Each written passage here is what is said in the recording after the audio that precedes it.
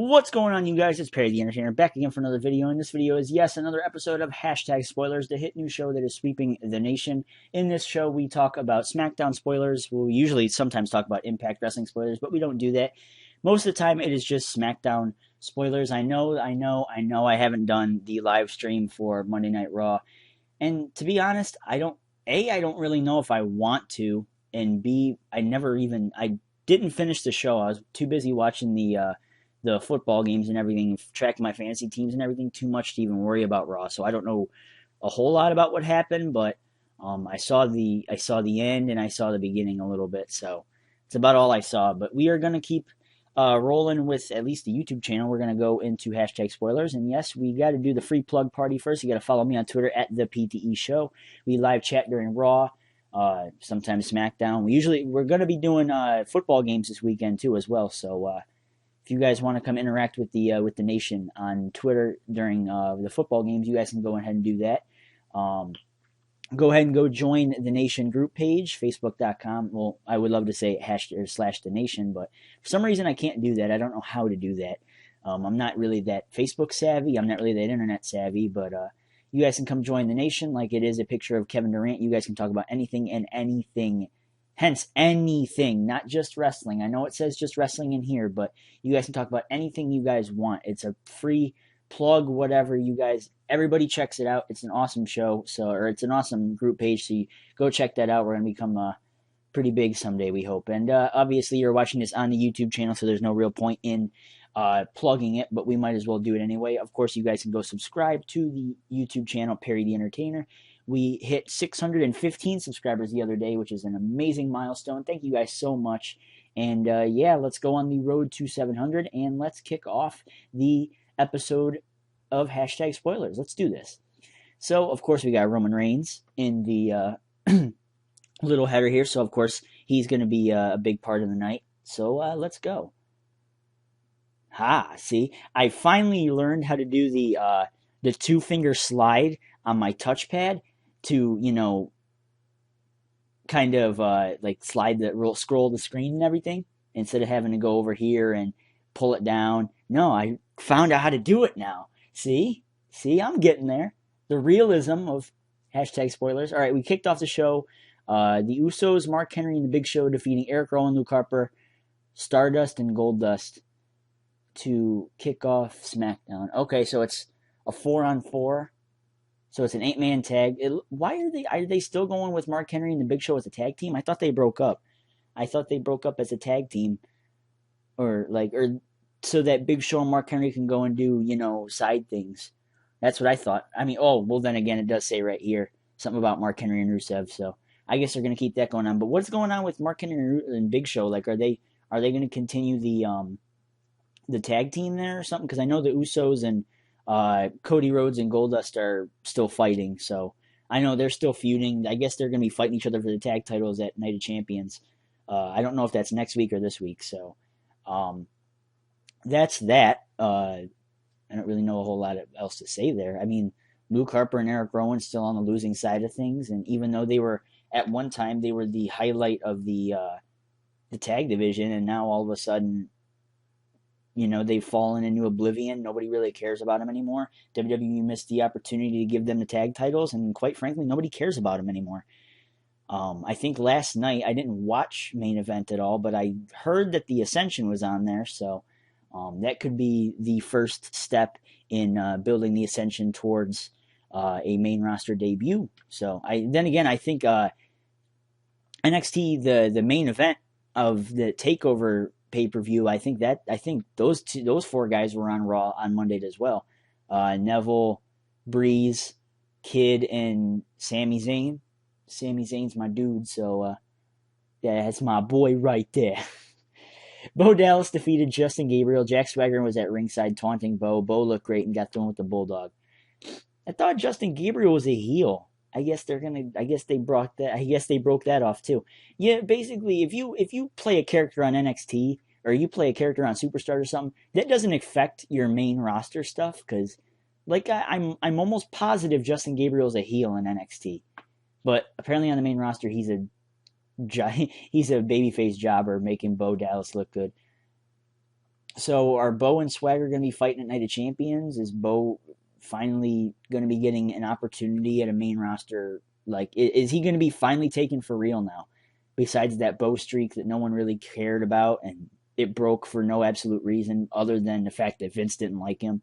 So Paige defeated Summer Rae in a non-title match. Layla was at ringside. Paige used AJ Lee's Black Widow to win. AJ was on commentary. So no Nikki Bella. So, what's the point in putting... I mean, are they going to try and make Nikki look strong as a heel by putting her in this match? Like, because I have a feeling Nikki's not walking out. Nikki is not going to be winning the Divas Championship. Because I have a feeling like Brie's going to get in there and screw her over somehow, and Paige is going to retain, or AJ's going to win. Probably Paige is going to retain, but if they want to keep dragging the feud out, of course they're probably going to have AJ win. But I don't know what the hell they're doing here. Like, I don't know if I missed something on Raw. I don't know if, something's up here. Why the hell, like, I don't know. I'm not as interested in these last 3 matches as I should be. Mark Henry defeated Rusev in the International Arm Wrestling competition. International Arm Wrestling.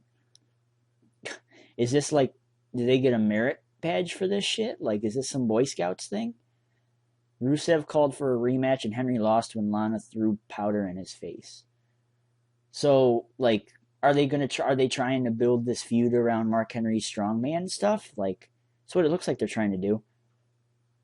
I mean, don't get me wrong. I'm not saying I'm not interested in the match, but I'm not really that interested in the match. Mark Henry's a stale babyface, and Rusev, yeah, he's on the rise and everything, but you need to give him an established feud. You can't just give him stale crap and expect him to work with it. You know what I mean? Like, Mark Henry, like I've been saying on these last few episodes, it's understandable why they put Mark Henry in this position instead of Swagger. Swagger, that was the All-American gimmick and everything. That makes complete sense why they would put him in this position. As for Mark Henry, he actually has real-life credentials. He was in the Olympics. He won in weightlifting in the Olympics. He represented America in the Olympics. It makes perfect sense for this, to do something like this. I mean, hell, if they really wanted to, and I know they're not going to even dive into this because of how controversial it is, if they want to go into Randy Orton versus Rusev, he can go talking about how Randy Orton went AWOL in the Air Force, so you guys can go ahead and go do that too. I mean, there's all sorts of possibilities that WWE can do with this Rusev character, but putting him against stale baby faces is not exactly how you get this guy over as a bad guy. Like, I know you're serious about Rusev, and that's fine, but you gotta make it seem like it, because right now he is, what am I trying to say? He's missing something, and I don't know what it is. He's got the valet that can talk for him. He can wrestle in the ring if you put him in the ring for enough time. I mean, fuck, every other damn match he's got is some sort of squash match, or it's against Jack Swagger. But if you put him in a quality match with a quality opponent, you are destined to get a quality outcome. Because Rusev, it looks like he's doing pretty well for himself in the ring so far. So I'm not gonna say I'm not interested in this match at Night of Champions, but I'm not dreading it either. So you can take that as it is. Dolph Ziggler and R-Truth versus The Miz and Damian Sandow. Where the fuck did R-Truth come from? Like, are they going to bring that shit back up? R-Truth and The Miz from fucking 2012? I mean, what cave did they fucking get R-Truth out of? Holy shit. Guy was...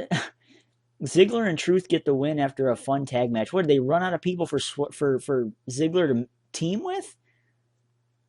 Like, hell, throw Ziggler with Swagger. Ziggler and Swagger get the win, and then have Bo come in and, like, maybe have Bo and Dolph or something. There you go. Fucking made you... I mean, at least you give you time, because, hell, from what it looks like right now, the next match is the end of the show. This is a small-ass show. 1, 2, 3, 4, 5, 6 matches.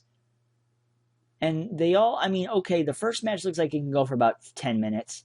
The second match looks like it can go for about 5. The third match is going to go for about 5.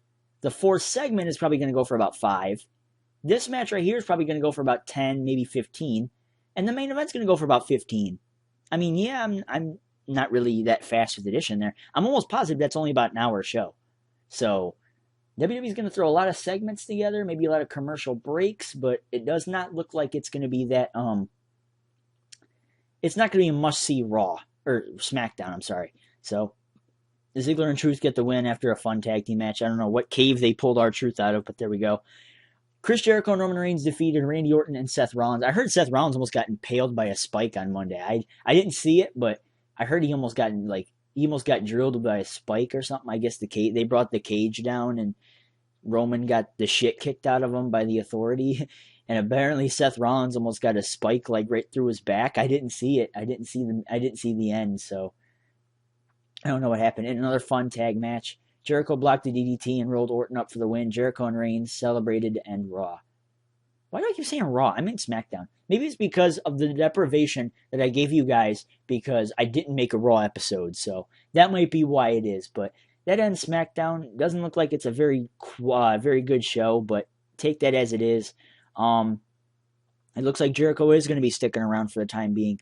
Maybe Randy Orton is the one that writes him off at Night of Champions. Maybe makes Randy Orton still look legitimate, other than being, Triple H's slave puppy in the Authority. So, I like Randy Orton's character right now, but, he's going to need a lot more work to do because he's been built as this slave to Triple H for way too long to even have me consider, him in some sort of singles opportunity, But I have a feeling that they're going to have Orton go over at Night of Champions, make him look good, and then, maybe that's when Jericho takes his hiatus, because we know Jericho is going to be going on some sort of hiatus later, and it keeps up the Roman Reigns, Randy Orton, and Seth Rollins thing, so there you go. That's SmackDown. What do you guys think about the show? What did you guys think about this episode of #Spoilers? I believe it's episode 8. I think it's episode 8 or episode 9. I don't know yet, but we won't know until I post this. But of course, you guys can go subscribe to me on YouTube, follow the group page on Facebook, and follow me on Twitter